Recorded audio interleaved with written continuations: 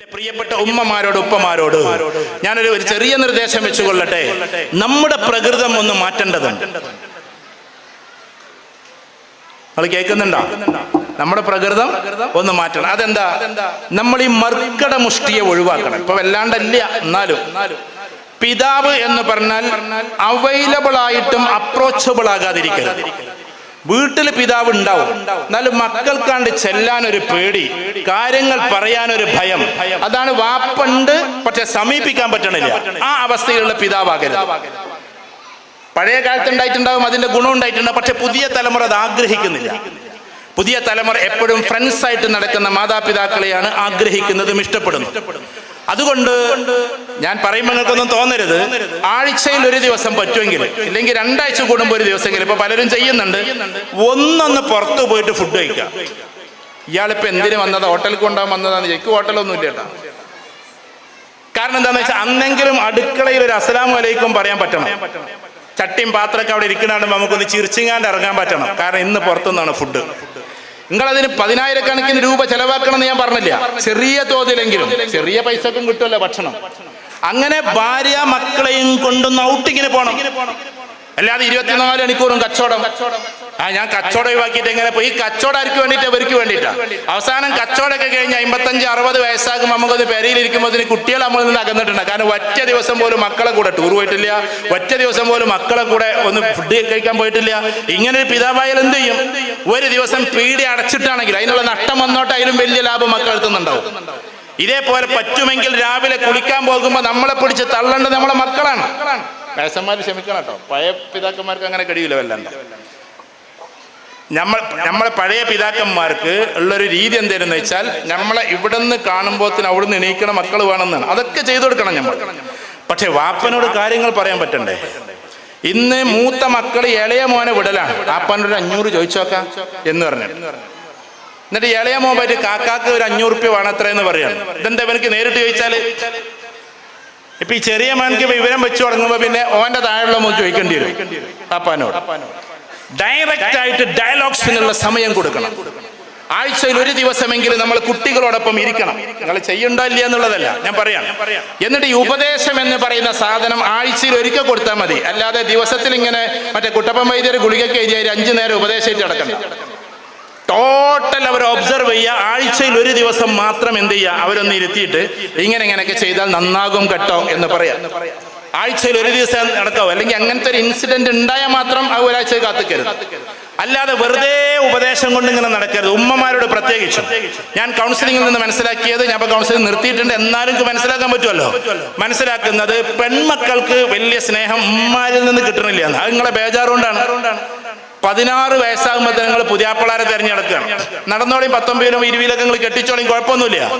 കെട്ടിക്കുമ്പാണ്ട് കെട്ടിച്ചാൽ പോരാ. അതിന്റെ ബേജാറും കൊണ്ട് 5 വർഷം നമ്മള് പിന്നെ തിരുനാവായപ്പോഴും അവിടെയാണ്. അതിന് ഇവിടെ തന്നെ തുണി പൊക്കി പിടിക്കേണ്ട കാര്യമില്ലല്ലോ. അത് അവിടെ എത്തുമ്പോൾ ചെയ്താൽ പോരെ. ഇതേപോലെ നമ്മൾ പെൺകുട്ടികളെ കെട്ടിക്കേണ്ട ബേജാറും പറഞ്ഞുകൊണ്ട് ദയവ് ചെയ്തിട്ട് നിങ്ങൾ എന്താക്കരുത്, 5 കൊല്ലം മുമ്പ് തന്നെ അതിന് ബേജാറ് തുടങ്ങി. എന്നിട്ട് പറയാണ് കുട്ടികളോട്, മളെ നല്ലപോലെ നിന്നോ, അവിടെ അമ്മോശങ്ക അങ്ങനെ ആയിരിക്കും, അമ്മായിമ്മ ഇങ്ങനെ ആയിരിക്കും, ഉമ്മാരെ വക ഭയങ്കര ക്ലാസ്. അവസാനം കുട്ടിക്ക് തോന്നൽ എന്താണെന്നറിയോ? അവിടെ എത്തുന്ന സമയത്ത് അമ്മോശാങ്ക ഏകദേശം കുട്ടൂസന്റെ മാതിരി ആയിരിക്കും, അമ്മായിമ്മ എന്ന് പറഞ്ഞാൽ ഡാഗിയുടെ മാതിരി ആയിരിക്കും, അവിടെയുള്ള നാത്തുമാര് എന്ന് പറഞ്ഞിട്ടുണ്ടെങ്കിൽ ഏകദേശം വിക്രമന്റെ മുത്തൂന്റെ ഒക്കെ മാതിരി ആയിരിക്കും, അല്ലെങ്കിൽ പിന്നെ എന്താ പറയുക ജ്യേഷ്ഠൻ ചെക്കന്മാര്. പിന്നെ അവിടെ ഒരു കുരുത്തം കെട്ടൊരു ആങ്ങളക്കുട്ടി ഉണ്ടാകും, അത് ലുട്ടാപ്പിന്റെ മാതിരി ആയിരിക്കും. ഇതൊക്കെ വിചാരിച്ചിട്ട് കുട്ടികൾ പോണത്. അതുകൊണ്ട് എന്താ സംഭവിക്കണത്? ഇപ്പൊ 100 കുട്ടികളെ എടുത്താൽ, ഞാൻ പറഞ്ഞത് വളരെ ശ്രദ്ധിച്ച് കേൾക്കണേ, 100 കുട്ടികളെ പെൺകുട്ടികളെ എടുത്താൽ, മലപ്പുറം ജില്ല എന്നുള്ള കുട്ടികളെ കഥയെ പറഞ്ഞു, അതിൽ 40% കുട്ടികൾക്ക് വിവാഹം വേണ്ട എന്നൊരു ചിന്താഗതി വന്നു തുടങ്ങി. നിങ്ങൾ അതിന്റെ ഭീകരത മനസ്സിലാക്കണം. 30-40% ആളുകൾക്ക് വിവാഹമേ വേണ്ട. അപ്പൊ എന്താണ്? പഠിക്കണം. എന്താ ഈ കുട്ടികളെ കൗൺസിലിംഗ് ചെയ്യുമ്പോൾ മനസ്സിലാവുന്നത്? പഠിച്ചിട്ട് ജോലി കിട്ടണം, ജോലി കിട്ടിയിട്ടോ ശമ്പളം കിട്ടണം, കിട്ടിയിട്ടോ എന്നിട്ട് സ്വതന്ത്രമായി ജീവിക്കണം. അതിനവരൊരു ഓമന പേരിട്ടിട്ടുണ്ട്. നിങ്ങളോട് ചിലപ്പം പറഞ്ഞിട്ടുണ്ടാവില്ല, ഇവിടെ ഉള്ള കുട്ടികളൊക്കെ നല്ല മക്കളാണ്, നിങ്ങളെ കുറിച്ചല്ല പറഞ്ഞു കേട്ടോ, ഇവിടെയൊക്കെ നല്ല കുട്ടികളാണ്. ബെസ്റ്റീസ് എന്നാ പേരിട്ടിട്ടുള്ളത്. ബെസ്റ്റീസ് എന്തെന്ന് ഇവിടെ ഇരുന്നിട്ട് മാമാര് ചോദിക്കാത്ത എന്താ സാധനം നിങ്ങൾക്കറിയില്ല. ബെസ്റ്റീസ് എന്ന് പറഞ്ഞാൽ ക്ഷമിക്കണം കേട്ടോ, എൻ്റെ പുതിയ തലമുറയിലെ കുട്ടികളെ ഈ ചെങ്ങായി എല്ലാ പേർക്ക് പഠിപ്പിച്ചു കൊടുക്കാന്ന് വിചാരിക്കുക. ബെസ്റ്റീസ് എന്ന് പറഞ്ഞാൽ നമ്മൾ ഏറ്റവും അടുത്ത ഒരാൾ, ആണ് പെണ്ണ്, ഭയങ്കര അടുത്താണ്. ആ ബെസ്റ്റീസിന്റെ യഥാർത്ഥ അർത്ഥം നിങ്ങൾ യൂറോപ്പിലൊക്കെ പോയവരൊക്കെ ഈ കൂട്ടത്തിൽ ഉണ്ടാവുമല്ലോ. യഥാർത്ഥ അർത്ഥം എന്തെന്ന് വെച്ചാൽ എങ്ങനെയും അടുത്ത് ജീവിക്കാം, ഒരു റൂമിൽ കഴിയാം, എങ്ങനെയും ആകാം. അതിനെയാണ് ബെസ്റ്റീസ് എന്ന് പറയുന്നത്. അതല്ലാതെ അത് കഴിഞ്ഞിട്ട് ആ തരംഗം കഴിഞ്ഞിട്ട് നെക്സ്റ്റ് വേവിനെയാണ് ഹസ്ബൻഡ് എന്ന് പറയാം. ഹസ്ബൻഡ് എന്ന് പറയാം. ഇപ്പൊ യൂട്യൂബിൽ പല ആൾക്കാരും ക്ലാസ് ഇറക്കാണ്. മുസ്ലിമീങ്ങളായ ആളുകള് അതിനു മുമ്പ് പരിചയപ്പെടാൻ ഒരു സാഹചര്യം കൊടുക്കുന്നില്ല. നിക്കാഹിന്റെ മുമ്പ് പരിചയപ്പെടാൻ അവർക്ക് അതിലേക്ക് കൊണ്ടുപോകണം. കാരണം ഇതിന്റെ തലപ്പത്തേക്ക് ഇങ്ങനെ പോയാൽ ആരാളുള്ളത്? ഇതിന്റെ തലപ്പത്തേക്ക് പോയാൽ ഇവിടെ കുടുംബസംഘമാണ് എന്നാലും പറയുന്നോണ്ട് നിങ്ങൾക്ക് ക്ഷമ ചോദിക്കണം. ക്ഷമ ചോദിച്ചുകൊണ്ട് പറഞ്ഞോട്ടെ, ഒരു ഇൻസിഡന്റ് നിങ്ങൾ എറണാകുളത്ത് ആലോചിച്ച് നോക്ക്. അത് പല ഇൻസിഡന്റും നടന്നിട്ട് ഒരു ഇൻസിഡന്റ് പുറത്തായിന്നുള്ളൂ. ഈ പറയുന്ന ലിബറലിസത്തിന്റെ ആളുകൾ, ഈ ബെസ്റ്റീസിനെ പരിചയപ്പെടുത്തിയ ആളുകൾ, അതിനെ കൂടുതൽ പ്രൊമോട്ട് ചെയ്യുന്ന ആളുകൾ, കോളേജിൽ ജീവിക്കുന്ന സമയത്ത് കാമുകനെ പോലെ. ഞാൻ ജർമ്മനിയിൽ ഒരു കല്യാണത്തിന് പോയി, അവിടെ പോയതാണ്, നമ്മളൊരു പരിചയക്കാരൻ കൊണ്ടുപോയതാണ്. അപ്പൊ അവിടെ പരിചയപ്പെടുത്തൽ എങ്ങനെയാണെന്നറിയാം ആൾക്കാര്? മക്കളെ, ഇതെന്റെ ഫസ്റ്റ് ലെവറിലെ മോനാണ്, ഇതെന്റെ സെക്കൻഡ് ലെവറിലെ മോനാണ്, ഇതെന്റെ ഹസ്ബൻഡിലെ മോനാണ്. നിങ്ങൾക്ക് മനസ്സിലായാൻ പറഞ്ഞത് എന്ന് വെച്ചാൽ ഇതെന്റെ ആദ്യത്തെ കാമുകലുണ്ടായ മോനാണ്, ഇത് രണ്ടാമത്തെ കാമുകലുണ്ടായ മോനാണ്, ഇതിന്റെ മൂന്നാമത് ഞാൻ കല്യാണം കഴിച്ചതിലുണ്ടായ മോനാണ്. ഇതവിടെ സർവ്വസാധാരണമാണ്. ഈ ഒരു രീതി നമ്മുടെ നാട്ടിലേക്ക് എന്തിന് നമ്മൾ കൊണ്ടുവരണം? എന്നിട്ട് അഡ്രസ് ഇല്ലാത്ത കുറെ മക്കൾ, ബാസ്റ്റാർഡ്സ് എന്നും പറഞ്ഞിട്ട്, തന്തയില്ലാത്തവന്മാർ എന്ന് പറഞ്ഞിട്ട്, ബാസ്റ്റാർഡ്സ് എന്നും പറഞ്ഞുകൊണ്ട് എന്ത് ചെയ്യാണ്? ബാസ്റ്റാർഡ്സ് എന്നും പറഞ്ഞിട്ട് അവരെന്ത് ചെയ്യുന്നു? അവർ നടക്കുന്നു. ബാസ്റ്റാർഡ്സ് എന്ന് പറഞ്ഞാൽ തന്തയില്ലാത്തവന്മാർ. ഈ ഒരവസ്ഥയിൽ നമുക്ക് ഒരു ലക്കും ലഗാനുമില്ലാതെ നടക്കുന്ന നിയോ ലിബറലിസത്തിനെ പരിചയപ്പെടുത്തുന്ന ക്യാമ്പസിൽ ചില ആളുകൾ ഇങ്ങനെ പോകുന്നു. ഞാൻ ഈ അടുത്തിടെ കേട്ടത് ഗൗരവമായ ഒരു കാര്യമാണ്. ഒരു എൻട്രൻസ് കോച്ചിങ് സെന്റർ, എന്നതാണെന്ന് ഞാൻ പേരെ പറയുന്നു, അവിടെ പഠിക്കുന്ന ഒരു കുട്ടിയെ കൗൺസിലിംഗ് നടത്തിയപ്പോഴാണ് മനസ്സിലായത്, ആ എൻട്രൻസ് കോച്ചിങ് സെന്ററിൽ താമസിച്ചു പഠിക്കുന്നു. രാത്രിയിൽ കുട്ടികൾ ഒന്നിച്ച് ക്ലബിലും ബാറിലും ഡാൻസ് ആടുന്നത് പോലെ ആടുന്നു. ഞാൻ പറഞ്ഞ മനസ്സിലായോ? അപ്പൊ ഇവരോട് ചോദിക്കുമ്പോ അവര് പറയുന്നത് കുട്ടികൾക്ക് എനർജി കിട്ടാൻ അത് ആവശ്യമാണ്. ഈ ഇസ്രായേലിലെ പോലീസുകാർ അങ്ങനെയാണ്. ഇസ്രായേലിൽ പോയി കഴിഞ്ഞാൽ എപ്പോഴും ഒരു ആണും പെണ്ണായിരിക്കും, ഭാര്യ ഭർത്താക്കന്മാരൊന്നുമല്ല. കാരണം അവർക്ക് എനർജി കിട്ടാനെന്ന് അവർ പറയാം. ഇതേപോലെ അതിന്റെ വേറൊരു കൾട്ട് നമ്മളെ രൂപത്തിലേക്ക് കൊണ്ടുവരാം. എന്താ രൂപം എന്ന് വെച്ചിട്ടുണ്ടെങ്കിൽ ഈ പറയുന്ന ആളുകൾ കൊണ്ടു നടക്കുന്നത് വേറെ കുറെ കാര്യങ്ങളാണ്. ഉദാഹരണത്തിന് 5 ഭാര്യമാർ, ഞാൻ പറയുമ്പോൾ നിങ്ങൾക്ക് തോന്നരുത് 5 ഭാര്യമാർ യാത്ര പോകുന്നു, 5 ഭർത്താക്കന്മാരുടെ കൂടെ 5 കാറിൽ എറണാകുളത്ത് വെച്ചിട്ടൊരു ഹോട്ടലിൽ എത്തുന്നു, ഹോട്ടലിൽ ഭക്ഷണം കഴിക്കുന്നു. ഹോട്ടലിൽ ഭക്ഷണം കഴിച്ചതിന് ശേഷം അവർ കണ്ണുകെട്ടുന്നു. ആരുടെ? ആണുങ്ങൾ ഇതിനൊന്നും നിൽക്കൂലട്ടോ, പെണ്ണുങ്ങളാണ് ഇതിനൊക്കെ വെക്കുക. എല്ലാറ്റിനും പാവം പെണ്ണുങ്ങളല്ല ചതിക്കുഴിയിൽ വീഴുക. അങ്ങനെ ചുരുക്കി പറഞ്ഞാൽ ഇങ്ങനെ എന്ത് ചെയ്യും? കണ്ണ് കെട്ടിയിട്ട് പോയിട്ട് ചാവി എടുക്കുക. ആരുടെ ചാവിയാണ് എടുത്തത്? അയാളെ കാറ് കയറി പോവാ. ഇത് എറണാകുളത്ത് സംഭവിച്ചതാ, പത്രത്തിലൊക്കെ വന്നതാണ്. അപ്പൊ യൂറോപ്പിന്റെ അതേ കൾച്ചർ. എന്നാൽ യൂറോപ്പിലോ ഇതൊക്കെ മാറി നിങ്ങൾ ഇപ്പൊ അവിടെ ഇരുന്നിട്ട് ഇപ്പൊ തന്നെ ചെയ്യണമെന്നില്ല, കുറച്ച് കഴിഞ്ഞിട്ട് ഗൂഗിൾ ചെയ്ത് നോക്ക്. ഈ പറയുന്ന ജർമ്മനിയിൽ ഇപ്പൊ 2900 പള്ളികളുണ്ട്. How many mosque in Germany എന്ന് അടിച്ചു നോക്ക്. എത്ര മോസ്കുകളുണ്ട്, എത്ര പള്ളികളുണ്ട് ജർമ്മനിയിൽ? ഗൂഗിൾ നിങ്ങൾക്ക് പറഞ്ഞു തരും 2900 പള്ളിയിൽ. എന്നാൽ ഏകദേശം 3200 പള്ളികളുണ്ട്. ഇനി ഗൂഗിൾ പറഞ്ഞാൽ നമ്മൾ വിശ്വസിക്കുക. ഇങ്ങനെ ഓരോ ഫ്രാൻസിൽ 5000 പള്ളികളുണ്ട്. നമ്മൾ കളിയാക്കുന്ന യൂറോപ്യൻ രാജ്യത്തിലൊക്കെ അത് വലുതായി വരിക, നമ്മളെ മലപ്പുറം ജില്ല പോലുള്ളിടത്തൊക്കെ അത് ഇല്ലാതെയായി പോകും. ഇത് എവിടെ നിന്ന് കിട്ടി നമുക്ക്? അവര് എന്നും ഛർദ്ദിച്ചു വിടുന്നതിന് അണ്ണാക്ക് തൊടാതെ വിഴുങ്ങലാണ് നമ്മുടെ ജോലി. അതുകൊണ്ട് ഞാൻ പുതിയ തലമുറയിലെ കുട്ടികളോട് പറയുന്നു, നമുക്കൊരു ഡിഗ്നിറ്റി ഉണ്ട്, നമുക്കൊരു പേഴ്സണാലിറ്റി ഉണ്ട്, നമുക്കൊരു ക്യാരക്ടറിസ്റ്റിക്സ് ഉണ്ട്, നമുക്ക് നമ്മുടേതായ അഭിമാന ബോധമുണ്ട്. അതിൽ നിൽക്കണം. ലൈക്ക് ഈഗിൾസ്, ഒരു ഈഗിളിനെ പോലെ നിൽക്കാൻ നമുക്ക് പറ്റണം. എന്താ ഈഗിളിന്റെ പ്രത്യേകത? ഈഗിൾ ഇങ്ങനെ പറന്ന് അവസാനം കടലോരത്തേക്ക് വരും. കടലോരത്തേക്ക് വരുമ്പോ അതൊരു ഗെയിമാണ്. ആ സമയത്ത് കാക്കകൾ കൂടും. കാക്കകൾ കൂടിയിട്ട് അതിനെ കൊത്താൻ വേണ്ടി ശ്രമിക്കും. അപ്പൊ ഈഗിൾ ഒന്ന് ഉയർന്ന് പറക്കും, പിന്നെയും കാക്കകൾ പൊന്തിപ്പറക്കും അതിനെ കൊത്താൻ. പക്ഷെ കിട്ടില്ല, ഈഗിൾ പിന്നെയും പൊന്തിപ്പറക്കും. രസകരമായി ഒബ്സർവ് ചെയ്താൽ ഈ പട്ടി നിരീക്ഷണമുണ്ടല്ലോ, അതൊക്കെ നോക്കിക്കഴിഞ്ഞാൽ നമുക്ക് മനസ്സിലാകും. പിന്നെയും പൊന്തും. അവസാനം കാക്കക്കൂട്ടങ്ങൾക്ക് എത്താൻ പറ്റാത്ത സംവിധാനത്തിലേക്ക് ആര് കേറുന്നറിയോ? ഈ പറയുന്ന ഇത് കേറും, ഈഗിൾ കേറും. എന്ന് വെച്ചാൽ കാക്കകൾക്ക് പിന്നെ കൊത്താൻ കിട്ടൂല. കാരണം അത്ര ഉയരത്തിലേക്ക് പറക്കാൻ കാക്കകൾക്ക് കഴിയില്ല. ഞാൻ ഈ ടോപ്പിക് ഇവിടെ അവസാനിപ്പിച്ച് കൊള്ളട്ടെ. വാണിയൻതൊടിയിലെ ഓരോ കുട്ടികളും ഈഗിളിനെ പോലെ ഉയർന്ന് പറക്കുക.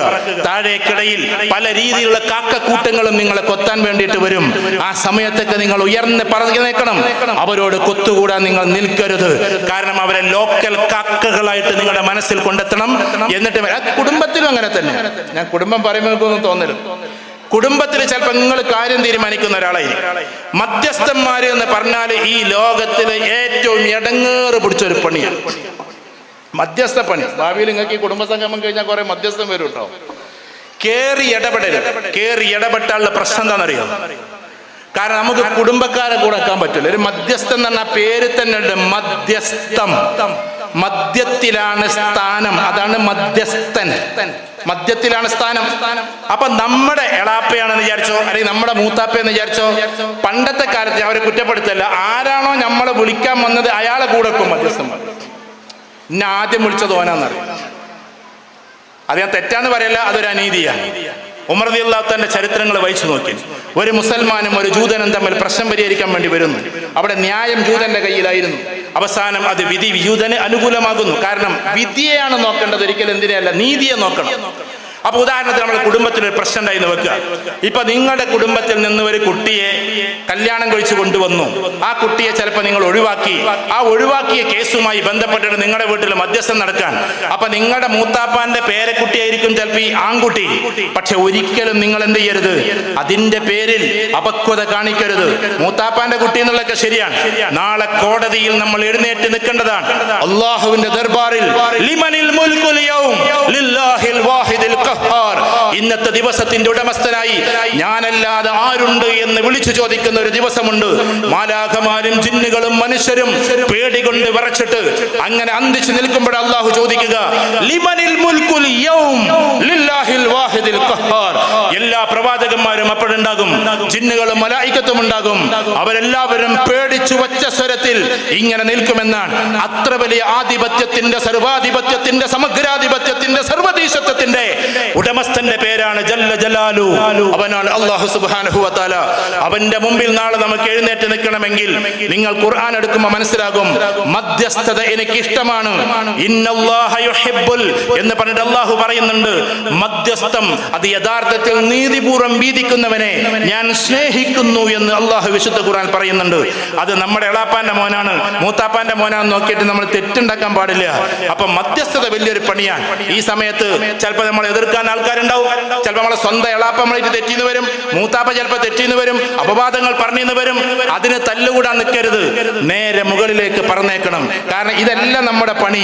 ഈ മധ്യസ്ഥവും കാര്യമല്ല, അതിന്റെ മുകളിലേക്ക് പിന്നെയും പറക്കണം.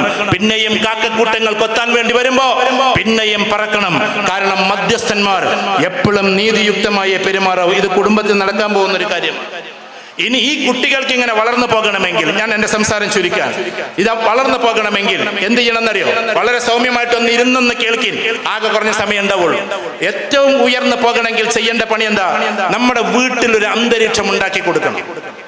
അതിലെന്റെ പ്രിയപ്പെട്ട ഉമ്മമാർ, ഉപ്പമാർ, ഉപ്പാപ്പമാർ, ഉമ്മാമ്മമാർ, ഞാൻ നിങ്ങളോട് പറയാണ്, എന്തെന്ന് ചോദിച്ചാൽ ആ ഒരു സ്നേഹോഷ്മളമായ ഒരു അന്തരീക്ഷം നമ്മുടെ വീട്ടിൽ നിർബന്ധമാണ്. അപ്പൊ എന്താ വേണ്ടേ? അതിൽ ഏറ്റവും വലിയ കണ്ണി നമ്മുടെ ഉമ്മാമ്മയാണ്. ഇവിടെ ഇരിക്കുന്ന പ്രായം ചെന്ന ആൾക്കാരുണ്ടാവും. ഈ പ്രായം ചെന്ന ആൾക്കാരെ ഇവിടെ നിന്ന് ആദരിച്ച ഒരു ഷാൾ എടുത്ത് കാണാണ്ട് വിട്ടാ പോരാ. അവര് നമ്മളെ വീട്ടിലെത്തുമ്പോ അവിടുന്ന് ആദരം കിട്ടണം. അവിടുന്ന് വീട്ടിൽ നിന്ന് ആദരം കിട്ടണം. അതേതാ ആദരം? അവിടുന്ന് ഷാൾ ഇട്ട് കൊടുക്കലല്ല.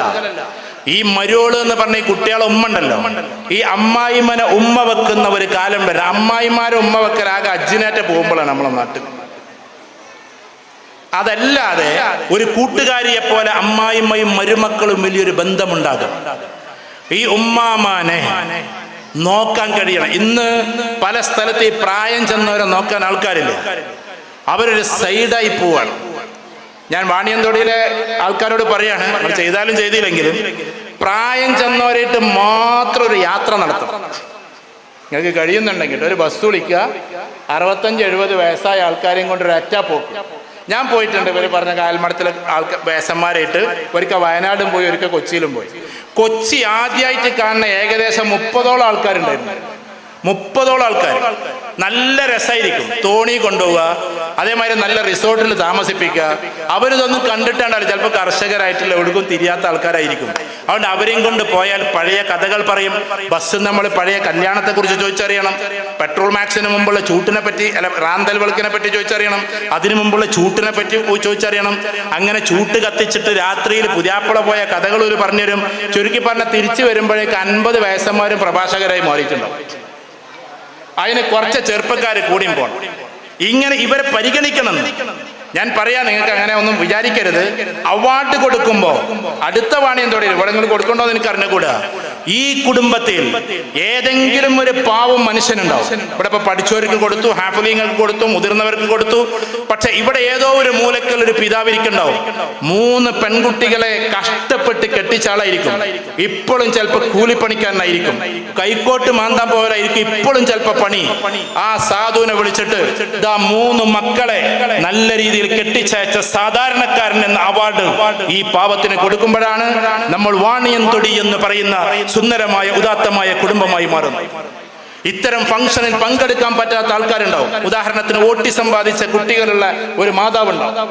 ആ കുട്ടിയുള്ളതിന്റെ പേരിൽ ഇതിന് കല്യാണത്തിന് പോകാൻ വയ്യ. അത് അനുഭവിച്ചവർക്ക് മനസ്സിലാവും. എൻ്റെ ഒരു സുഹൃത്തിന് അങ്ങനത്തെ ഒരു മോനുണ്ട്. ആ ആളുടെ ഭാര്യ എന്ന് പറഞ്ഞ ഒരു വഴിക്കും പോവലില്ല. പാവം. കല്യാണത്തിന് പങ്കെടുക്കാൻ ആഗ്രഹമുണ്ട്, വിരുന്നിന് പങ്കെടുക്കാൻ ആഗ്രഹമുണ്ട്, ഇതേപോലത്തെ ഫംഗ്ഷൻ വരാൻ ആഗ്രഹമുണ്ട്. പക്ഷേ മകൻ ഓട്ടിസ് ആയതുകൊണ്ട് ആ കുട്ടിനെയും കൊണ്ട് വരാൻ പറ്റണില്ല. ആൾക്കാർ കളിയാക്കുമെന്ന് വിചാരിച്ചിട്ടുണ്ടോ? അവരൊന്നുമല്ല. പക്ഷേ വലിക്കും, മാന്തും, ചിലപ്പോൾ ഇതൊക്കെ എടുത്തിട്ട് എറിയും. അതുകൊണ്ട് അവരെയും കൊണ്ട് വരില്ല. ഇങ്ങനത്തെ ആളുകളെ വിളിച്ചിട്ട് അവാർഡ് കൊടുക്കാൻ നമുക്ക് പറ്റണം. അവാർഡ് കൊടുക്കാൻ നമുക്ക് പറ്റണം. പാവപ്പെട്ടവരെ കൂടുതലായിട്ട് ശ്രദ്ധിക്കാൻ നമുക്ക് പറ്റണം. ഇതൊക്കെ നിങ്ങൾ ചെയ്യുന്നുണ്ടാവും. ഇതേപോലെ ഈ സദസ്സിൽ എവിടെയോ ഇതുവരെ വീട് വെക്കാത്ത, തറക്കല്ല് പോലും ഇടാത്ത ഒരാളുണ്ടാവും. അത് നിങ്ങൾ എന്തായാലും ചെയ്യും. പ്രത്യേകിച്ച് ഗാദറാജീവിലൊക്കെ നേതൃത്വം കൊടുക്കുന്നത് കൊണ്ട് ആ സമയത്ത് അവർക്ക് വീട് വെക്കലായിരിക്കണം നമ്മുടെ കുടുംബ സംഗമത്തിലെ ഏറ്റവും പ്രധാനപ്പെട്ട ആധികാരികമായ സംഗമം. താക്കോൽ ദാനമായിരിക്കണം കുടുംബ സംഗമങ്ങളിൽ നടക്കേണ്ടത്.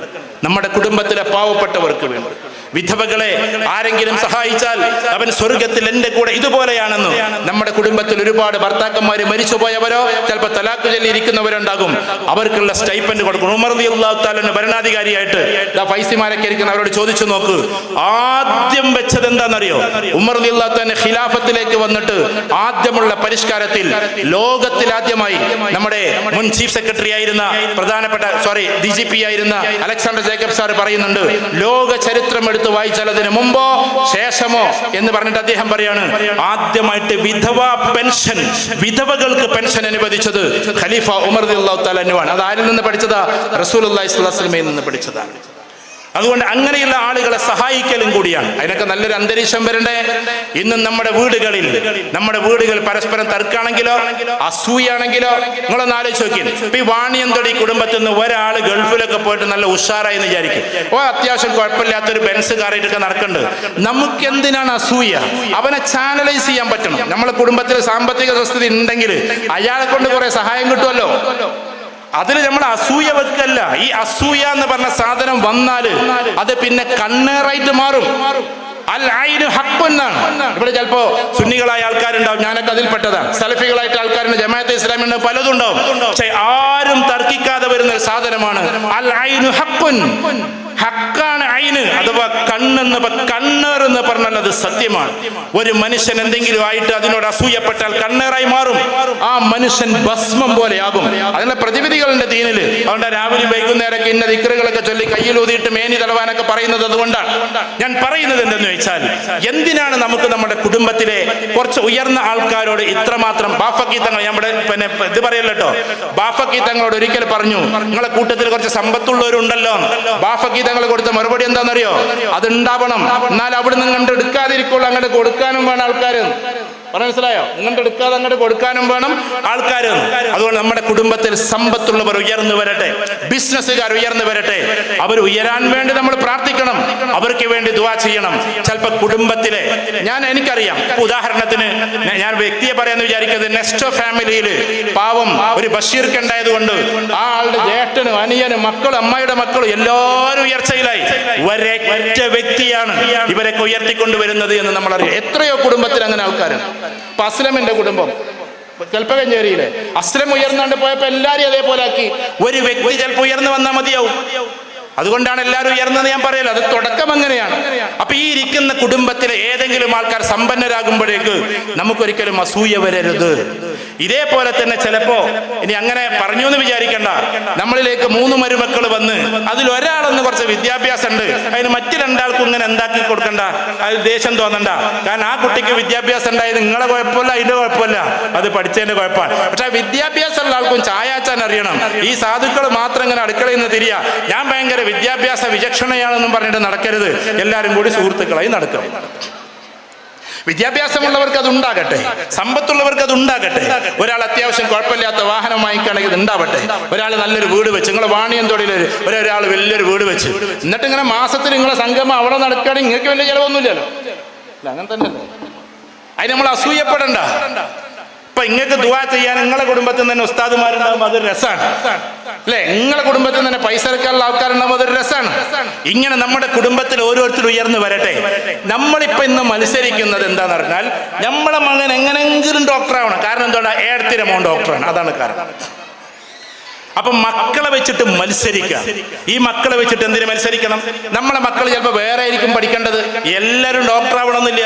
അങ്ങനെയല്ലേ കൈസ് എന്ന് പറയുന്ന ഒരു കുട്ടി ആത്മഹത്യ ചെയ്ത്, ഞാൻ ഇടയ്ക്കേതോ സ്പീച്ച് പറഞ്ഞിട്ടുണ്ട്. ഉമ്മ പിന്നാലെ കൂടി വാപ്പ പിന്നാലെ കൂടി അവസാനം വാപ്പ ഈ ഡോക്ടർ എന്നാവണമെന്ന് ശാഠ്യം പിടിച്ച് എൻട്രൻസ് എഴുതി ആ കുട്ടി പൊട്ടി. പിന്നെ എനിക്ക് എഞ്ചിനീയറിങ്ങിന് പോകണം എന്ന് പറഞ്ഞു. പക്ഷെ വാപ്പ വിട്ടില്ല. വാപ്പ പിന്നെയും കൊണ്ടുപോയിട്ട് നീറ്റിനെ ചേർത്ത് ഈ കുട്ടി കയ്യിന്റെ ഞരമ്പറത്തെടുത്തുനിന്ന് ആശുപത്രിയിലായി.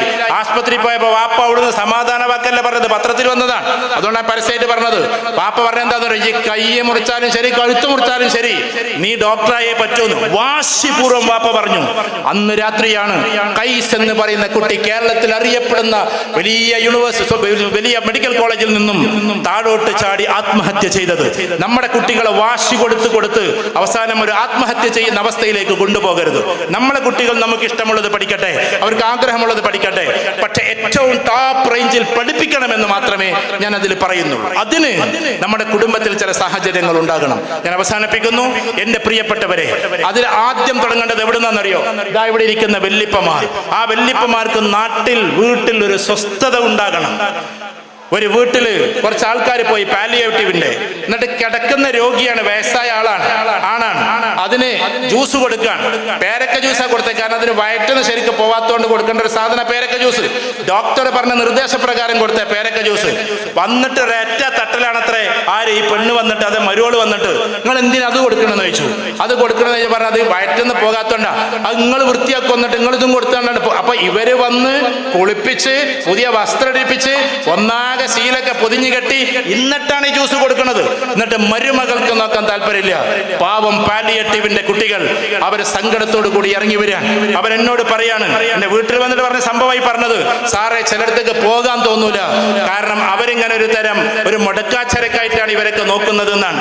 എന്നാൽ നമ്മൾ ആലോചിക്കണ്ടേ, നമ്മുടെ പിതാവ്, നമ്മുടെ മാതാവ് നമ്മുടെ കൂടെയുണ്ട്. അതുകൊണ്ട് നോക്കും തോറുമാണ്. ഇമാം അബൂ ഹനീഫ റഹ്മത്തുള്ളാഹിയുടെ പിതാവ് ഈ ലോകത്തോട് വിട പറഞ്ഞു. ഇമാം അബൂ ഹനീഫ റഹ്മത്തുള്ളാഹി ഇരുന്ന് കരഞ്ഞോണ്ടിരിക്കുമ്പോൾ ശിഷ്യന്മാർ വന്നിട്ട് ചോദിച്ചു, നിങ്ങളല്ലേ പറഞ്ഞത് മാതാപിതാക്കൾ കരഞ്ഞാൽ ഇങ്ങനൊന്നും കരയരുത് എന്ന്? അദ്ദേഹം പറഞ്ഞത്, എന്റെ പിതാവ് മരിച്ചത് കൊണ്ടല്ല ഞാൻ ഇത്ര കരയുന്നത്. എന്റെ മാതാവിന്റെ കാലിന്റെ ചുവട്ടിലാണ് സ്വർഗമെന്ന് റസൂലുള്ളാഹി പറഞ്ഞതുപോലെ പിതാവാണ് സ്വർഗത്തിലേക്കുള്ള ബാബുൽ ജന്ന എന്ന് റസൂലുള്ളാഹി പറഞ്ഞത്. പിതാവ് സ്വർഗത്തിലേക്കുള്ള കവാടമാണ്. അഥവാ മാതാവിന്റെ കാലിൻ ചുവട്ടുള്ള സ്വർഗത്തിലേക്ക് കടക്കണമെങ്കിൽ പിതാവെന്ന കവാടത്തിലൂടെ കടക്കണം. ആ പിതാവെന്ന കവാടത്തെ ഇന്ന് അല്ലാഹു ഊരി വെച്ചിരിക്കുകയാണ്. ഇനി എനിക്ക് അതിലൂടെ കടക്കാനുള്ള ചാൻസ് ഇല്ല. ഇതുവരെ ചെയ്തത് മാത്രമേ ഉള്ളൂ. ഇനി കൂടുതൽ ചെയ്തു കൊടുക്കാൻ പറ്റിയില്ലല്ലോ എന്ന സങ്കടം കൊണ്ടാണ് ഞാൻ കരയുന്നത് എന്നതാണ്. അതുകൊണ്ട് നമ്മുടെ പിതാവ് നമ്മുടെ സ്വർഗത്തിന്റെ വാതിലാണ്. കുഴഞ്ഞു കിടക്കുമ്പോ, തളർന്നു കിടക്കുമ്പോ എടുത്തുകൊണ്ട് നടക്കാൻ നമുക്ക് പറ്റണം. ഒരിക്കലും നമുക്കൊരു അറപ്പ് തോന്നരുത്, ഒരിക്കലും വെറുപ്പ് തോന്നരുത്. ഞാൻ പറയാ, നിങ്ങൾ ഉസ്താദുമാര് മറ്റുള്ളവരൊക്കെ അതിന്റെ വിധികൾ പറഞ്ഞോളിൻ. മയ്യത്ത് കുളിപ്പിക്കുമ്പോ ആ നാട്ടിലുള്ള ഏതെങ്കിലും ഒരു മയ്യത്ത് കുളിപ്പിക്കൽ വീരന്മാരുണ്ടാകും, നല്ലത്, അവർ നല്ലതാ ചെയ്യണത്. പക്ഷെ ചിലടത്തൊക്കെ ഒരു വീരത്വം പറയാം, ആണ്ട് മാറി എന്ന് പറഞ്ഞാൽ ഒരാൾ വരും. എല്ലാ മഹലിലും മിക്കവാറും അങ്ങനെ ഉണ്ടാവും. അങ്ങനെ ഇവിടെ ഇല്ലാതിരിക്കട്ടെ. നിർബന്ധമായും മക്കളെ കുളിപ്പിക്കാൻ വേണ്ടിയിട്ട് വിളിക്കണം. മയ്യത്ത് കുളിപ്പിക്കാൻ തന്നെ അതിൽ ആകെ 2-3 ഐഡിയാസ് തന്നെ ഉള്ളൂ. അല്ലാതെ സാധാ കുളി തന്നെയാണ് ഈ സാധനം. ഇത് വലുതാക്കി നമ്മൾ വിചാരിച്ചത് ആകാശത്ത് നിന്ന് മലക്കൾ വന്ന് കുളിപ്പിക്കണമായിരിക്കും, കുളിപ്പിക്കുകയാണെന്നാണ്. അതുകൊണ്ട് മയ്യത്ത് കുളിപ്പിക്കുക എന്ന് പറയുന്ന സാധനത്തിൽ സോപ്പെടുത്ത് തരാന്, വെള്ളം ഒഴിക്കാനെങ്കിലും മക്കളെ നിർത്താതെ ഒരിക്കലും എന്താക്കരുത്, നിങ്ങൾ മയ്യത്ത് കുളിപ്പിക്കരുത്. അതിനാ മക്കളിങ്ങനെ പുറത്ത് കൊലായ്മക്ക് ഉണ്ടാവും, ഏതോ ഒരാൾ കുളിപ്പിക്കുന്നുണ്ടാവും. ഈ വാപ്പയുടെ ഈ ഒരു കറയുണ്ടല്ലോ, ഈ ചളികളൊക്കെ അതെല്ലാം കളഞ്ഞ് ശീലിക്കുന്ന മക്കളുണ്ടാകണം. കാരണം എന്തിനാണെന്നറിയോ? ഇല്ലെങ്കിൽ നമുക്ക് അറപ്പ് വരും ഈ പിതാവിനോട്, ഈ മാതാവിനോട്. കാരണം പണ്ടത്തെ കാലത്തൊക്കെ എനിക്ക് എൻ്റെ ഉമ്മ ഭക്ഷണം തന്നിരുന്നത്, കാതരാജനായിട്ടൊക്കെ നല്ല പരിചയം, എൻ്റെ ഉപ്പിമ്മയൊക്കെ എന്ന് പറഞ്ഞ അയൽവാസികളാണ്. ഞങ്ങൾക്ക് വരുന്നിരുന്നത് ഒരു ഉരുളെടുക്കും, എന്നിട്ട് ജ്യേഷ്ഠന് കൊടുക്കും, എന്നിട്ട് ഒരു ഉരുളെടുക്കും, എനിക്ക് തരും ഒരൊറ്റ പ്ലേറ്റിൽ നിന്ന്, എന്നിട്ട് ഒരു ഉരുളെടുക്കും. അത് കുറെ വലുതായിട്ട് ഞങ്ങൾ അങ്ങനെ തന്നെയാണ് ഫുഡ് കഴിച്ചിരുന്നത്. ഇപ്പോൾ നമ്മളെ വീട്ടിലും അത് ചെയ്യിക്കാറുണ്ട്. അപ്പൊ നമുക്ക് ജ്യേഷ്ഠാജന്മാർക്ക് തമ്മിൽ ഒരു അറപ്പൊന്നും ഉണ്ടാവില്ല. ഇത് ഇന്ന് ഉമ്മാര് മക്കള് കഴിച്ച ഫുഡിന്റെ ഭാഷ തന്നെ ബാക്കി വെക്കുകയാണ്. പണ്ടത്തെമാരല്ലേ എന്നൊക്കെ നിങ്ങൾ പറയും, പക്ഷെ അതിലൊരു സ്നേഹം ഉണ്ടായിരുന്നു. മക്കളെ കഴിപ്പിച്ചിട്ട് അതിന്റെ ബാക്കിക്ക് ചോറിട്ടിട്ടായിരുന്നു ഉമ്മാരെന്ന് കഴിച്ചിരുന്നത്. ഉമ്മാരെന്നെ മക്കളുടെ ഇങ്ങനെ തള്ളുക, അങ്ങനെ തള്ളിക്കോളിൻ. അങ്ങനെ നിങ്ങൾ വയ്യാതെ കിടക്കുമ്പോ ഇതേമാതിരി ഒരു തള്ളല് മക്കൾ അങ്ങോട്ടും തള്ളും. കാരണം ഇപ്പൊ മക്കൾ നമുക്ക് ഇഷ്ടമല്ല, മക്കൾ ബാക്കി വെച്ച ചോറ് നമുക്ക് ഇഷ്ടമല്ല, മക്കൾ കുടിച്ചു വെച്ച ജ്യൂസിന്റെ ബാക്കി കൊടുക്കൽ നമുക്ക് ഇഷ്ടമല്ല. എന്നാൽ ഇതേപോലെ വയസ്സാകുമ്പോ ഈ മക്കൾ ഇങ്ങോട്ടും പിടിച്ച് തള്ളുന്നത് നമ്മൾ സൂക്ഷിച്ചോ. കാരണം ഇന്നും അറബ് നാട്ടിൽ ഈ ഒരു ശീലുണ്ട്. എനിക്കറിയാം, നമ്മൾ അറബ് നാട്ടിലേക്ക് ഇടക്കൊക്കെ പോകുന്ന എല്ലാ മാസത്തിലും ഒരു 15 ദിവസം നമ്മൾ അവിടെയാണ്. ഇന്നലെ പോണ്ടതായിരുന്നു നിങ്ങൾ ഈ പരിപാടിയാണ് നാളേക്ക് നീട്ടിവെച്ചതാ. ഈ അവിടെയുള്ള വലിയ അറബികൾ, അത് ഷെയ്ഖ് മക്തൂം ആകട്ടെ, അല്ലെങ്കിൽ ഷെയ്ഖ് പിന്നെ ഇതേ മുഹമ്മദ് ആവട്ടെ, അടുക്കളയിൽ ജോലി ചെയ്യുന്ന ആൾക്കാർ നല്ലൊരു മന്തി കഴിക്കുമ്പോ, അല്ലെങ്കിൽ നല്ലൊരു ചിക്കൻ കഴിക്കുമ്പോ ഇതാരാ ഉണ്ടാക്കിയെന്ന് ചോദിക്കും. അപ്പൊ ഏതെങ്കിലും ജമ്മാട്ടേറിനായിരിക്കും ഉണ്ടാക്കിയിട്ടുണ്ടാവുക. അവനെ വിളിക്കാൻ പറഞ്ഞിട്ട് ആരെന്നറിയോ? ഇന്ന് നമുക്ക് നമ്മുടെ പ്രധാനമന്ത്രിയിലെ മുഖ്യമന്ത്രിന്റെ നെ കാണണമെങ്കിൽ എത്ര പണിയാന്നറിയോ? ഇത് ഷെയ്ഖ് മുഹമ്മദിന്റെ അടുത്തിരുന്നിട്ട് ചമ്മാട്ടുകാരനായ അസലുക്ക പോയിട്ട് അതേതില് ഞാൻ ഡ്രസ്സ് മാറ്റി വരട്ടെ സാറേ എന്ന് പറഞ്ഞ്, അതൊന്നും മാറ്റണ്ട, ഇവിടെ ഇരിക്ക്, ഇഫ്തരെ എന്ന് പറഞ്ഞിട്ട്, ഇജ്ലിസ് ബിന എന്ന് പറഞ്ഞിട്ട് അവര് എന്റെ കൂടെ ഇരിക്ക് എന്ന് പറഞ്ഞ് ഭക്ഷണം കഴിപ്പിക്കുന്ന ഭരണാധികാരികളാ ഇന്നും അറബ് ലോകത്തിലുള്ളത്. നമ്മൾ സ്റ്റാൻഡേർഡിന്റെ ആൾക്കാരാ. ഒന്നിച്ചൊരു പ്ലേറ്റ് ഒന്ന് കഴിക്കാൻ പറ്റണില്ല, ഒന്നിച്ചിരിക്കാൻ പറ്റണില്ല. ഞാൻ പറയുന്നു, ഞാൻ ഉപദേശ പ്രസംഗം നടത്തല്ലോ, രാവിലെയും ഉച്ചക്കും വൈകുന്നേരവും അറ്റ്ലീസ്റ്റ് ഒരു നേരെങ്കിലും ഭാര്യയും ഭർത്താവും മക്കളും എല്ലാവരും ഒന്നിച്ചിരുന്ന് ഫുഡ് കഴിക്കാവൂ. ഒറ്റക്കൊറ്റക്ക് ഫുഡ് വിളമ്പുന്ന പരിപാടി നമ്മളെ വീട്ടിൽ നിർത്തണം. ചിലപ്പം ഭർത്താവ് പീടിയെന്ന് വന്നിട്ടുണ്ടാവും, മോൻ കോളേജിൽ നിന്ന് വന്നിട്ടുണ്ടാവും. ഇതെങ്ങനെ തുടർന്നാൽ ഇവര് ഒറ്റപ്പെട്ട് പോകും. രാത്രിയിലെങ്കിലും ഒന്നിച്ചിരുന്ന് ഫുഡ് കഴിക്കണം, ഒരേ സ്ഥലത്തുനിന്ന്. പിന്നെയോ നമ്മൾ ഒരുമിച്ച് യാത്ര ചെയ്യണം.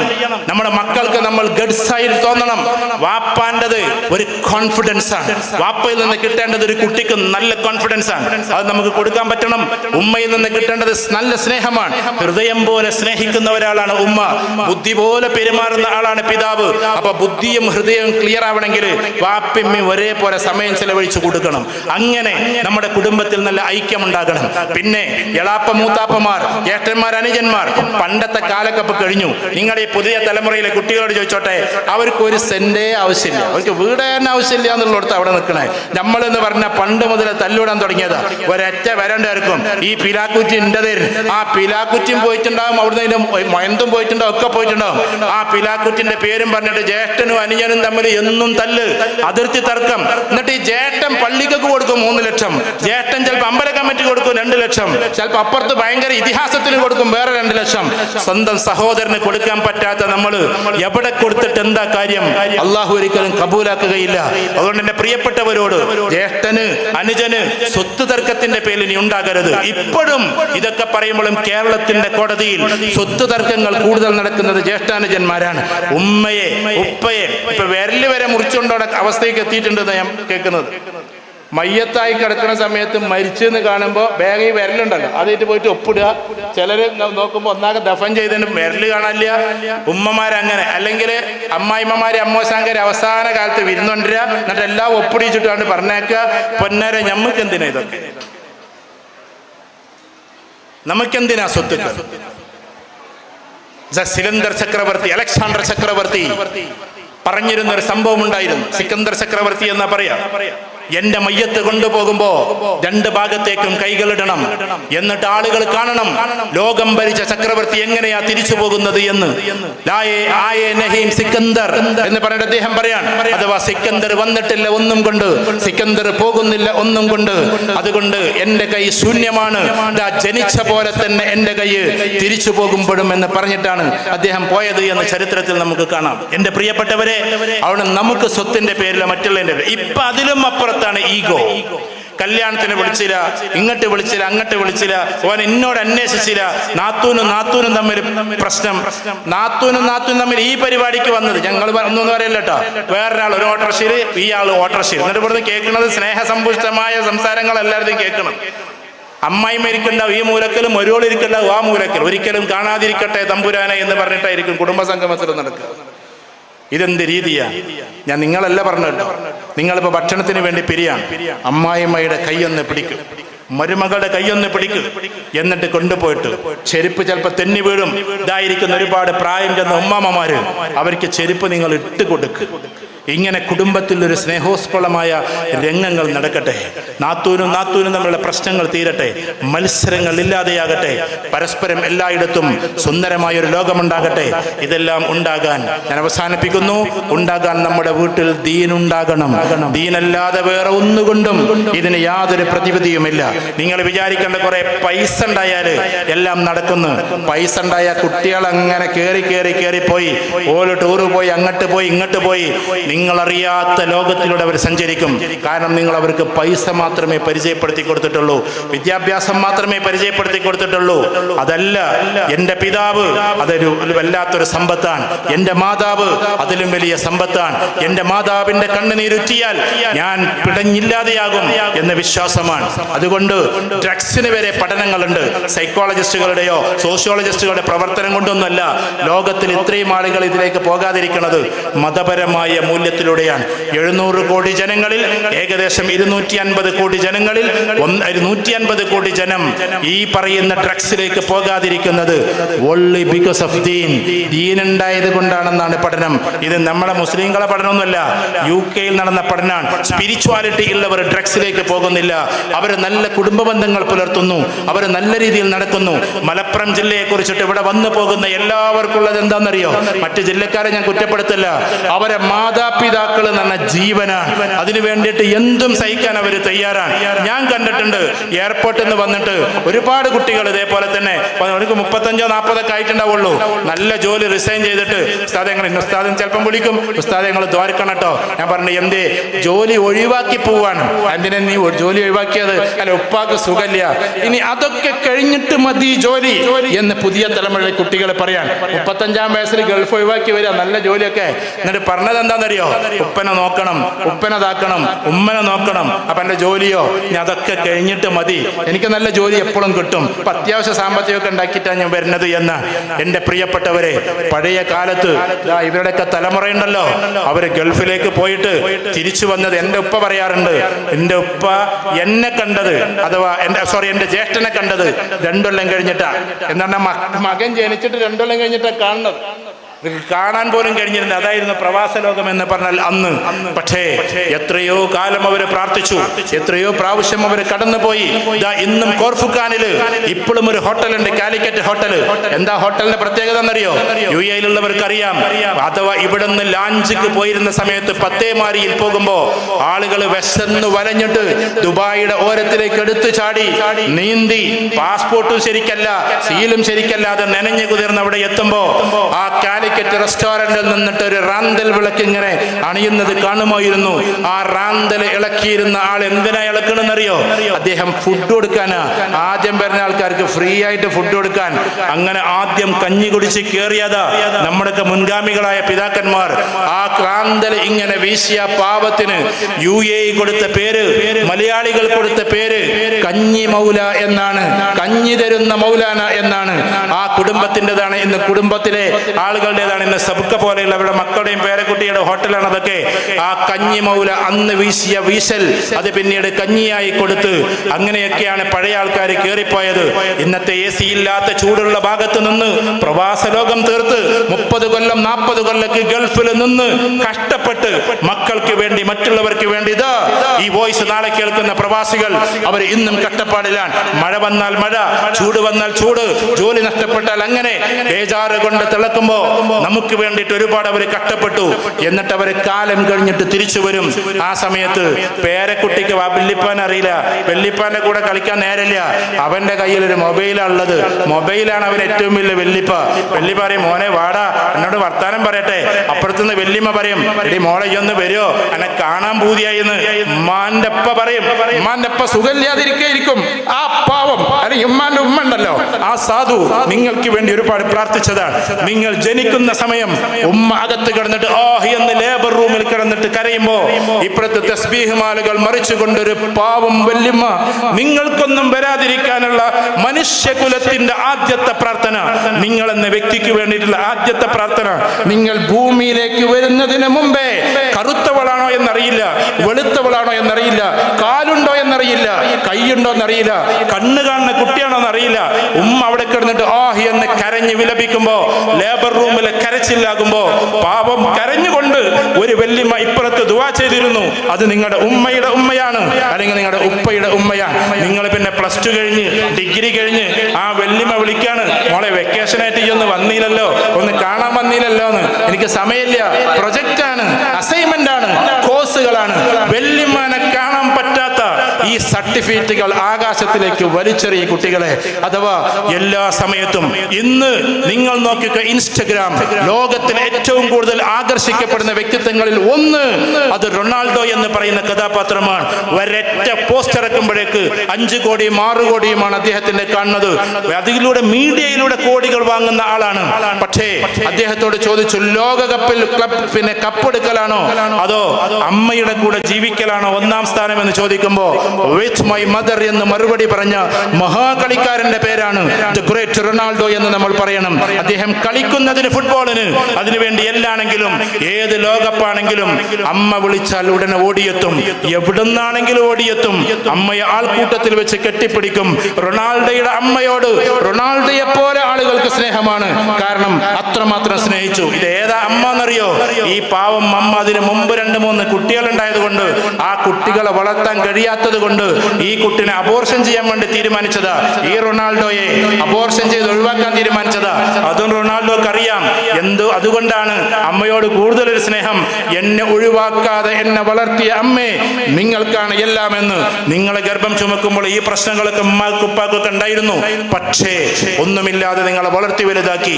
അതുകൊണ്ട് കുടുംബത്തിലെ ഉമ്മാമ്മമാർ, ഉപ്പാപ്പമാർ, ഉമ്മമാർ ഇങ്ങനെയുള്ളവരോടൊപ്പം ഒന്നിച്ച് ജീവിക്കാൻ നമുക്ക് പറ്റണം. സ്നേഹപൂർവ്വം പോകണം. അതിന് ദീനീപരമായൊരു ഭാഗമുണ്ടാകണം. ഉമ്മാമ ഇങ്ങനെ വല്ലേ റൂം തുറന്ന് നോക്കുമ്പോ രാത്രി മഗ്രിബ് നിസ്കരിച്ച്, അല്ലെങ്കിൽ വൈകുന്നേരം മഗ്രിബിന്റെ സമയമാകുമ്പോൾ നിസ്കരിച്ച് അതിനിടയിൽ ഖുർആൻ ഓതുന്ന ഡിഗ്രിക്കാരിയായ പെൺകുട്ടിയെ കാണട്ടെ. അതോടൊപ്പം എൻട്രൻസിന് പോകുമ്പോ, എൻട്രൻസിന്റെ ടെസ്റ്റ് എഴുതാൻ വേണ്ടി പോകുമ്പോ ഉമ്മക്കൊക്കെ മുത്തം കൊടുത്തിട്ട്, കയ്യൊക്കെ കൊടുത്തിട്ട്, ഉമ്മ ദുആ ചെയ്യണം കേട്ടോ എന്ന് പറഞ്ഞിട്ട് പോകുന്ന പെൺകുട്ടികളും ആൺകുട്ടികളും ഉണ്ടാകട്ടെ. ഞാനിപ്പോ വികാരഭരിതമായത്, ഇന്ന് എന്റെ മകന് IELTS MBBS-ന്റെ എക്സാം നടക്കാൻ, ഓസ്ട്രേലിയയിലേക്ക് പോകാൻ വേണ്ടി സുന്ദരമായ ഒരു യൂണിവേഴ്സിറ്റി പോകാൻ 7 ബ്രാൻഡ് കിട്ടണം. അതുകൊണ്ട് നിങ്ങൾ ദുആ ചെയ്യട്ടോ എന്ന് പറഞ്ഞ് ഇന്ന് രാവിലെ എന്നെ കെട്ടിപ്പിടിച്ച് ഉമ്മ തന്നതാ എൻ്റെ മൂത്ത മോൻ പോയത്. ഇതുപോലെ ഞാൻ എൻ്റെ മോനെ പറ്റി പറയല്ല, ഇതുപോലെ മാതാപിതാക്കൾക്ക് ചില മോഹമുണ്ട്. നമ്മുടെ മക്കളുടെ പുറപ്പാട്, നമ്മുടെ മക്കളുടെ യാത്ര, അതിലെല്ലാറ്റിലും ആ മൂല്യം കാത്തു സൂക്ഷിക്കണമെന്നാണ്. ആ മൂല്യത്തിലൂടെ കടന്നു പോകണം. നിങ്ങൾ ഏത് വലിയ കലക്ടറായാലും തിരിച്ചെത്തി സ്വന്തം മാതാവിൻ്റെ മടിയിൽ കിടന്നിട്ട് കഥ കേൾക്കാൻ നമുക്ക് പറ്റണം. അങ്ങനെയുള്ള കുടുംബത്തിലെ കുട്ടികളായി മാറാൻ നമുക്ക് സാധ്യമാകട്ടെ. ഇവിടെ നിന്ന് ഒരുപാട് ആളുകൾ ഡോക്ടേഴ്സായി മാറണം. ഡോക്ടേഴ്സ് ആകുമ്പോൾ എല്ലാവരുടെ കയ്യിൽ നിന്ന് നിങ്ങൾ പൈസ വാങ്ങിച്ചോ, പൈസക്കാരുടെ മുഴുവൻ കയ്യിൽ നിന്ന് വാങ്ങിച്ചോ. പക്ഷെ ഏതെങ്കിലും പാവപ്പെട്ട ആളുകൾ വരുമ്പോൾ ഓപ്പറേഷൻ കഴിഞ്ഞിട്ട് ബില്ലെഴുതുമ്പോൾ നിങ്ങളുടെ ഓപ്പറേഷന്റെ അതൊന്ന് മെല്ലെ ഒന്ന് വെട്ടിയേക്ക്. നിങ്ങൾക്ക് 1 ലക്ഷം 1.5 ലക്ഷമൊക്കെ ചിലപ്പോൾ ഉണ്ടാവും. ആ പാവത്തിന്റെ അടുത്തുനിന്ന് വാങ്ങല്ലേ. അങ്ങനെ നിങ്ങൾ 10 പേരുടെ ഓപ്പറേഷൻ നടത്തുമ്പോൾ ഒരാളുടേത് വെട്ടിക്കൊടുത്തേക്ക്. അത് അയാൾക്കൊരു ആശ്വാസമായിരിക്കും. അങ്ങനത്തെ ഡോക്ടർമാരാണ് വാണിയംതൊടിയിൽ നിന്ന് ഉണ്ടാകേണ്ടത്. അങ്ങനത്തെ കലക്ടർമാരും അങ്ങനത്തെ ജൈത്രയാത്രയുടെ ആളുകളുമാണ് ഈ കുടുംബത്തിൽ നിന്നുണ്ടാകേണ്ടത്. അധികം കൂട്ടി പറയുന്നില്ല. എല്ലാവർക്കും ഭാവുകങ്ങൾ നേരുന്നു. അള്ളാഹുവിലേക്ക് മടങ്ങുക. ദീന് മാത്രമാണ് നമുക്ക് ഏകമായ ആശ്രയമുള്ളത്. വേറെ എല്ലാം മായകൾ മാത്രമാണ്. എല്ലാം അവസാനിച്ചു പോകും. ഞാൻ ഈ ഭൂമിയിൽ എന്നും ഉണ്ടാകാൻ ആഗ്രഹിക്കുന്നു എന്ന് പറഞ്ഞ ഫിറഔനും പോയിട്ടുണ്ട്, നമ്രൂദും പോയിട്ടുണ്ട്. അവരെല്ലാവരും ഇന്ന് മണ്ണാണ്. അതുകൊണ്ട് ആരും എന്താക്കണ്ട, വലിയ രീതിയിൽ അഹങ്കരിച്ച് നടക്കണ്ട. ഞാൻ 100 വയസ്സ് വരെ എന്തായാലും ജീവിക്കും. അതിന് ഞാൻ സെല്ലുകൾ മാറ്റി വെക്കുന്നു, അതിന് ഞാൻ സ്പെഷ്യൽ മെഡിക്കേഷൻ നടത്തുന്നു എന്നൊക്കെ പറഞ്ഞ ലോകത്തിലെ ഏറ്റവും വലിയ ഡാൻസർ ഉണ്ടായിരുന്നു മൈക്കിൾ ജാക്സൺ. 100 വയസ്സ് വരെ ഉറപ്പിച്ച് സെല്ലുകൾ മാറ്റിവെച്ച് കോടാനകോടികൾ ചെലവഴിച്ച് തന്റെ ശരീരത്തിന് വേണ്ടി നടന്ന ആളാണ് മൈക്കിൾ ജാക്സന്. തന്റെ ആയുസിന്റെ 100ന്റെ പകുതി പോലും പൂർത്തിയാക്കാൻ കഴിഞ്ഞില്ല. കാരണം അള്ളാഹു മാത്രമേ ഉള്ളൂ. സയന്റിസ്റ്റുകൾ എന്തെങ്കിലുമൊക്കെ നമ്മളോട് പറയും, സയൻസ് പഠിച്ചവർ പറയും. പക്ഷെ ഒറ്റ കാര്യം പറഞ്ഞുകൊണ്ട് അവസാനിപ്പിച്ചു കൊള്ളട്ടെ. കഴിഞ്ഞ നൂറ്റാണ്ടിൽ ഏറ്റവും വലിയ സയന്റിസ്റ്റ് ആരാന്നറിയോ? അത് സ്റ്റീഫൻ ഹോക്കിങ്സ് ആണ്. സ്റ്റീഫൻ ഹോക്കിങ്സ് ആകാശ ലോകങ്ങളുടെ രഹസ്യങ്ങളെ കുറിച്ച്, നക്ഷത്ര വ്യൂഹങ്ങളെ കുറിച്ച്, താതാപദങ്ങളെ കുറിച്ച്, ക്ഷീരപദങ്ങളെ കുറിച്ച്, കൊള്ളിമീനുകളെ കുറിച്ച്, ഉൾക്കകളെ കുറിച്ച് ഗൗരവമായി നമ്മളോട് സംസാരിച്ചു. ഒരു പക്ഷെ വരും നൂറ്റാണ്ടിൽ നമ്പർ 1 ആയി ഈ സ്റ്റീഫൻ ഹോക്കിങ്സ് മാറും. പക്ഷേ അള്ളാഹുവിന്റെ തീരുമാനം മറ്റൊന്നായിരുന്നു. അദ്ദേഹത്തിന് കൈകാലുകൾ ഇളക്കാൻ കഴിയില്ലായിരുന്നു. വീൽ ചെയറിൽ ഇരുന്നിട്ട് അതൊക്കെ ചെയ്യാം. സ്റ്റീഫൻ ഹോക്കിങ്സിന്റെ വീഡിയോസും ഫോട്ടോയും കണ്ടോക്ക്. വലത്തെ ഭാഗത്തേക്ക് ഇങ്ങനെ വെച്ചിട്ടുണ്ടാകും. നന്നായിട്ട് സംസാരിക്കാൻ കഴിയാതെ ഇങ്ങനെ തളർന്നിരുന്നു അദ്ദേഹം ജീവിതകാലം മുഴുവനും. കുട്ടിക്കാലത്ത് നല്ല ഉഷാറായിരുന്നു, നന്നായിട്ട് നടന്നിരുന്ന കുട്ടിയാണ്. പെട്ടെന്നൊരു അസുഖം വന്നു, ഇങ്ങനെയായി. ലോകത്തിലെ എല്ലാ ഡോക്ടർമാരും ആഗ്രഹിച്ചു ചികിത്സിച്ച് മാറ്റണമെന്ന്. ലോകത്തിലെ എല്ലാ രാജ്യങ്ങളും അദ്ദേഹത്തിന് വേണ്ടി സാമ്പത്തികം ഇറക്കാൻ തയ്യാറാണ്. ലോകത്തിലെ എല്ലാ സന്നാഹങ്ങളും തയ്യാറാണ്. സയൻസ് മുഴുവനും തയ്യാറാണ്. ആവർത്തിച്ചു പറയുന്നു, സയൻസ് മുഴുവനും തയ്യാറാണ്. പക്ഷേ ഏകഛത്രാധിപതി, സർവാധിപതി, സമഗ്രാധിപതി ആകാശത്തിന്റെ തമ്പുരാൻ തീരുമാനിച്ചു, ലോകത്തിന്റെ ഏറ്റവും വലിയ ബ്രെയിൻ, ലോകത്തിൽ ഞാൻ നിന്നൊരു മാതൃയാക്കി കൊടുക്കുന്നു. നീ സയന്റിസ്റ്റ് ആണ്, ലോകത്തിലെ ഏറ്റവും വലിയ ആളാണ്. പക്ഷേ ചെയറിലിരുന്നേ പറ്റൂ, എഴുന്നേൽക്കണ്ട നീ എന്ന് അള്ളാഹു തീരുമാനിച്ചതാണ്. മരണം വരെ അദ്ദേഹം എഴുന്നേറ്റിട്ടില്ല. സയൻസിന് ഏറ്റവും വലിയ കോൺട്രിബ്യൂഷൻ കൊടുത്ത ആൾക്ക് ഒന്ന് എഴുന്നേറ്റ് നിൽക്കാൻ പോലും സാധിച്ചിട്ടില്ല. അവനാണ് ഏകാധിപതി, അവനാണ് സൃഷ്ടാവ്, അവനാണ് സമഗ്രാധിപതി. അതുകൊണ്ട് അവന്റെ ആ സീമരേഖക്കപ്പുറത്തേക്ക് ആരും സഞ്ചരിക്കാൻ തുനിയണ്ട. അവനിലേക്ക് അടുക്കുക. ഒറ്റ വഴിയേ ഉള്ളൂ അവനിലേക്ക് അടുക്കാൻ. ആ വഴിയുടെ പേരാണ് മുഹമ്മദുർ റസൂലുള്ളാഹ് സല്ലല്ലാഹു അലൈഹി വസല്ലം. സ്നേഹഭാജനമായ ആ റസൂൽ സല്ലല്ലാഹു അലൈഹി വസല്ലമയെ അങ്ങേയറ്റം സ്നേഹിച്ച് മുന്നോട്ട് പോവുക. വേറൊന്നും നമുക്ക് ചെയ്യാനില്ല. റോൾ മോഡൽ നമുക്ക് ആയിരങ്ങളൊന്നുമില്ല. ആകെ ഒരേ ഒരു റോൾ മോഡൽ മാത്രം, അത് റസൂൽ സല്ലല്ലാഹു അലൈഹി വസല്ലം മാത്രമാണ്. നമ്മൾ അനുകരിക്കുന്ന ചിലപ്പോൾ കുറവ് വന്നേക്കാം, പക്ഷെ മനസ്സിന്റെ ഉള്ളിൽ നിന്ന് ഒരിക്കലും മറ്റൊരിടത്തേക്ക് ദിശ തിരിയാൻ പാടില്ല. അങ്ങനെ ആകാൻ പാടില്ല. അഥവാ ഉഹുദിന്റെ രണാങ്കണത്തിലൂടെ ഒരു പാവം മനുഷ്യൻ ഓടി നടക്കാൻ അബൂ ദുജാന റളിയല്ലാഹു തആല ഐനർ റസൂൽ, ഐനർ റസൂൽ, എന്റെ റസൂൽ എവിടെ, എന്റെ റസൂൽ എവിടെ? ആ സമയത്ത് ആരോ പറഞ്ഞു, ആ ഇന്ന സ്ഥലത്തുണ്ടെന്ന്.